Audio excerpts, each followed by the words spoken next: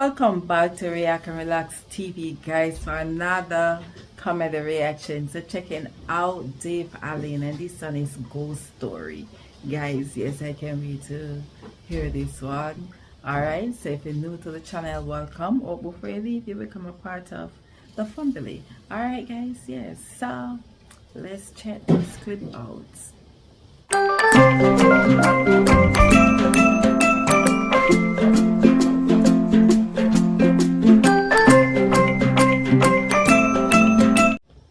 So far in this series, I haven't told a ghost story. And as this is the last show in the series, I think tonight is tonight.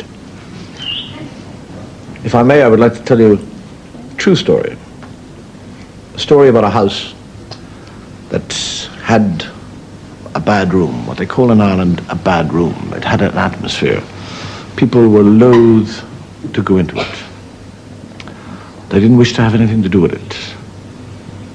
And if people heard about this room and they wanted to go and see it, the people of the house would say, please don't go near the room. And if you do go near the room, always go with somebody, because it has some sort of fatal attraction to draw those people in.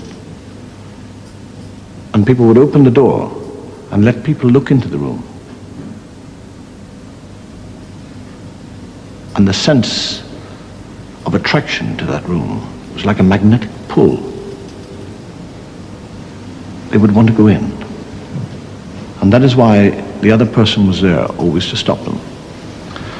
And then one young, foolish man decided against all advice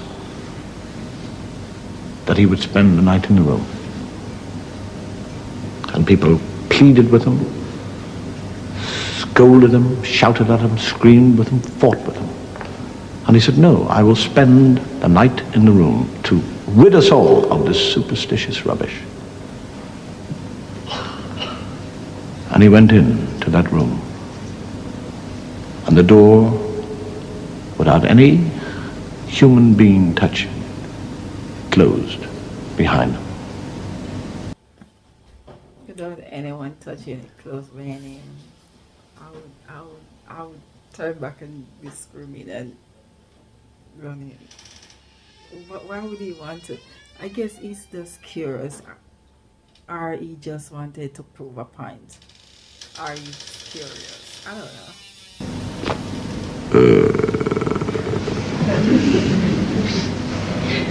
And they all waited. And they all waited until about 6 o'clock in the morning. And from that room, there was the most horrendous, soul-destroying scream. And they all rushed up to the room, and they opened the door, and there was nothing there at all. No sign of the young man, except a pungent smell of animal and brimstone mixed together. And lying on the floor was a shoe. That's all. Nothing more. Why do I have creep?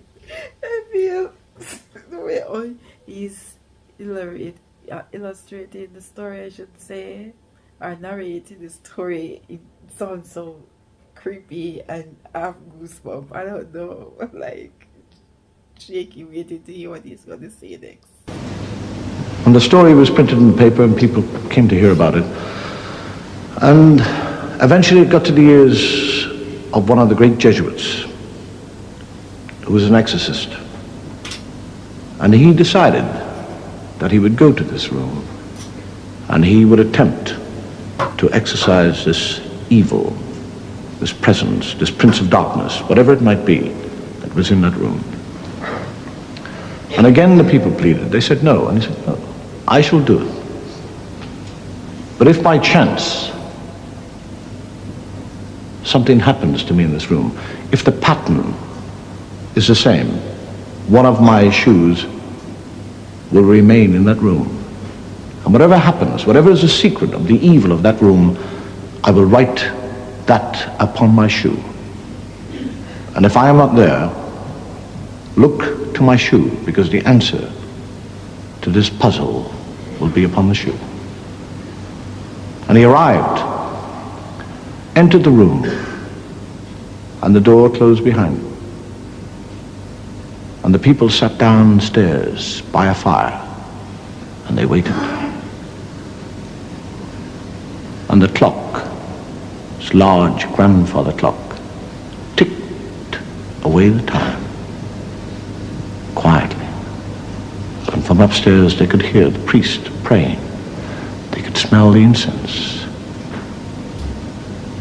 And at about 4:30 in the morning, they looked at the dog who was asleep by the fire.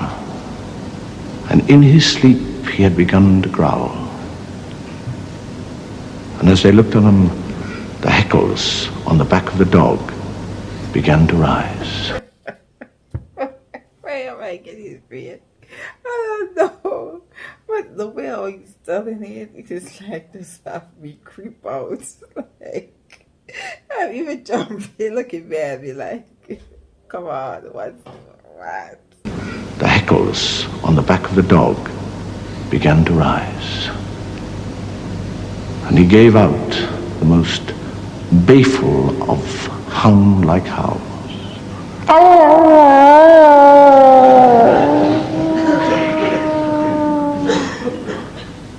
And from the room upstairs, they heard the scream.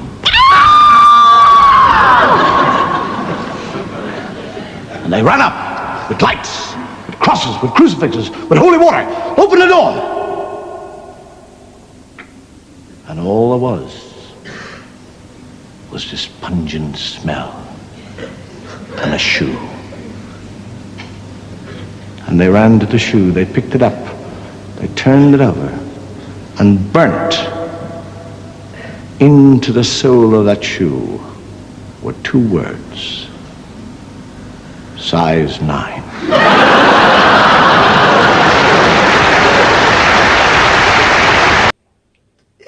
No. No. What? What? Size 9. The size of the shoes, that's all. Because I was thinking to myself, if something gonna happen to him, the priest, why would he has the time to write on the shoes to tell them what's going to happen, or what? Ooh, the mango's falling, guys. Or what happened to them? What happened to him? How would he do it? I was thinking, but wow, what did he really happen in that room, though? I think, I don't know, maybe some animal coming in and destroyed them through the window. I guess that's what I'm thinking. I know it sounds so creepy, but it's hilarious in the last part when he said, "Back at the shoes, side 9." And what would the priest be able to write when he's been attacked by the unknown? I don't know. Alright guys, that was hilariously crazy. Alright, so I hope you enjoyed. Comment down below. Let me hear what you think really happened in that room. Alright, and I will catch you in another one. Don't forget to live, love, laugh, and to learn, guys. Bye.